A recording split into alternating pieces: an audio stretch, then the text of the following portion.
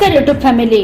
जर तुमच्या जमिनीची परस्पर विक्री झाली असेल तर ती विक्री पत्र रद्द कसं करायचं याची संपूर्ण प्रक्रिया आज आपण आजच्या या व्हिडिओद्वारे जाणून घेणार आहोत.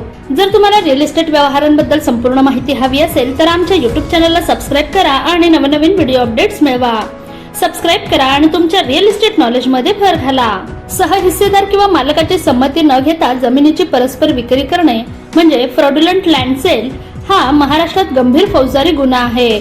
अशी विक्री कायद्याने बेकायदेशीर असून फसवणूक झालेल्या व्यक्ती पोलीस ठाण्यात गुन्हा दाखल करू शकतात. खरेदीपूर्वी सातबारा आणि कागदपत्रांची पडताळणी अनिवार्य आहे. त्याचे महत्त्वाचे कायदेशीर मुद्दे काय आहेत तर संमती अनिवार्य.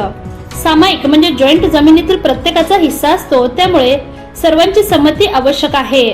बनावटगिरी ही गुन्हा आहे, म्हणजे बनावट कागदपत्रे वापरून जमिनीची परस्पर विक्री केल्यास फसवणूक आणि कागदपत्रात फेरफार केल्याप्रकरणी गुन्हा दाखल होतो.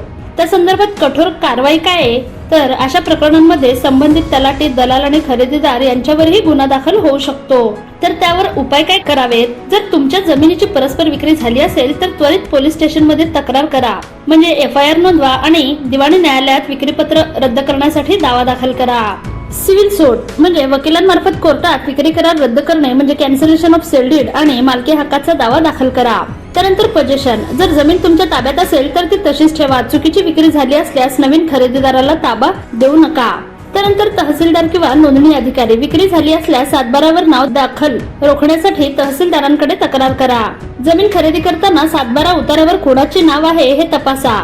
त्यानंतर फेरफार नोंदी म्हणजे म्युटेशन एंट्रीज तपासा. तसेच जमिनीचा ताबा कोणाकडे आहे याची प्रत्यक्ष खात्री करा.